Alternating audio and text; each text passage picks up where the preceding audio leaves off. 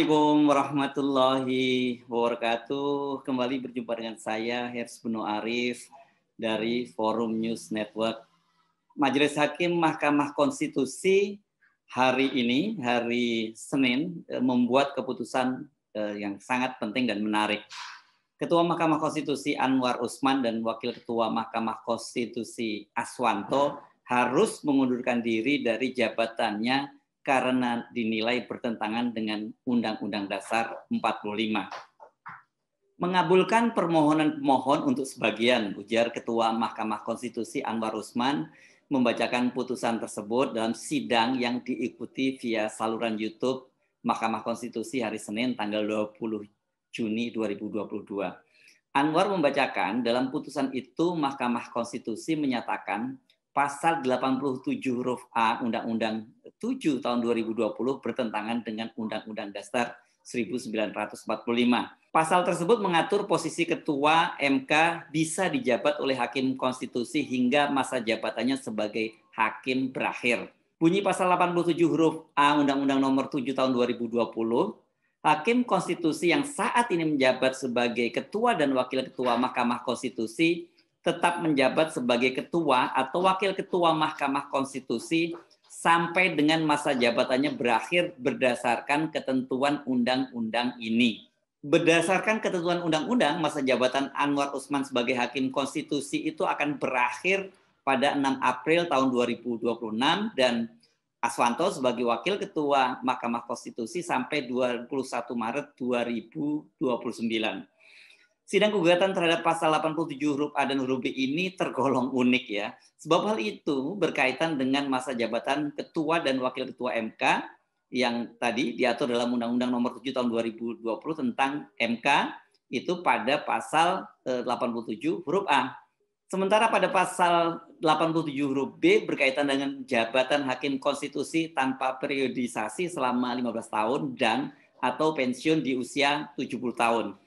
Untuk pasal 87 huruf B, hakim menolak gugatan yang diajukan oleh dosen Fakultas Hukum Universitas Islam Indonesia Yogyakarta Alam Fathan dengan dalih masa jabatan hakim Mahkamah Konstitusi disebutkan merupakan hak pembentuk undang-undang yakni pemerintah dan DPR.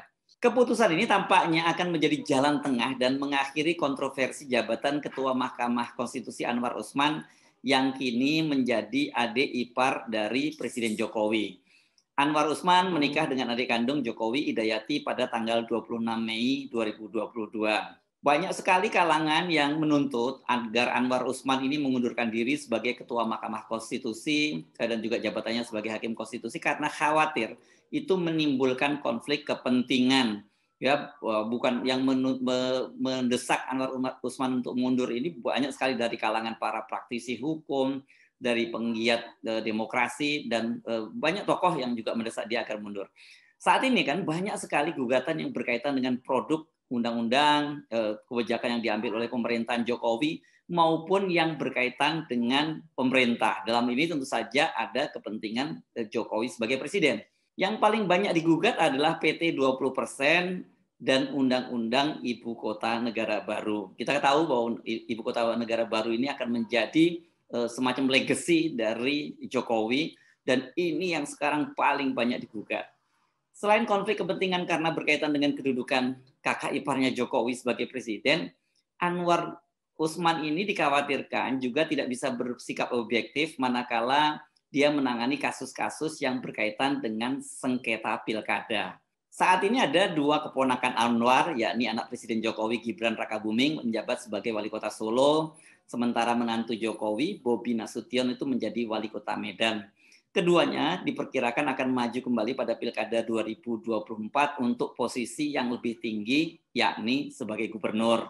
Gibran misalnya baru saja bertemu dengan Ketua Umum Partai Gerindra Prabowo Subianto di rumahnya di Hambalang dan berlatih naik kuda. Dan dia juga kemudian bertemu dengan Ketua Umum PDIP Megawati dan putrinya Puan Maharani. Dalam pertemuan dengan ketiga tokoh tersebut, Gibran kepada wartawan mengaku dia didorong untuk maju menjadi gubernur DKI atau gubernur Jawa Tengah. Sementara Bobi itu namanya juga disebut-sebut akan menjadi kandidat gubernur Sumatera Utara. Banyak sekali yang sudah mendorong-dorong agar Bobi maju sebagai gubernur di Sumatera Utara ya, sejumlah dai muda di Medan juga sudah secara terbuka mendorong Bobi untuk maju pilkada Sumatera Utara pada tahun 2024 nanti. Dengan majunya anak dan menantu Jokowi, artinya bila nanti sampai muncul sengketa yang melibatkan Gibran dan juga kemungkinan Bobi, maka independensi Anwar Usman itu pasti akan dipertanyakan, dan itu juga berkaitan dengan kualitas keputusan dari Mahkamah Konstitusi, apalagi kalau nanti memenangkan putra Jokowi maupun menantu Jokowi. Wah, ini pasti akan banyak sekali kecurigaan-kecurigaan muncul dan kredibilitas Mahkamah Konstitusi akan semakin dipertanyakan. Gugatan agar Anwar Usman mundur dari jabatan ini sudah muncul sebenarnya sejak kabar dia akan menikahi adik kandung dari Jokowi, Idayati. Desakan makin kencang setelah dia resmi menikahi Idayati. Mantan komisioner KPK yang Busro Mukodas, maksud saya, yang bersama sejumlah tokoh mengajukan gugatan undang-undang IKN, itu juga termasuk dalam barisan mereka yang mendesak agar Anwar Usman mundur.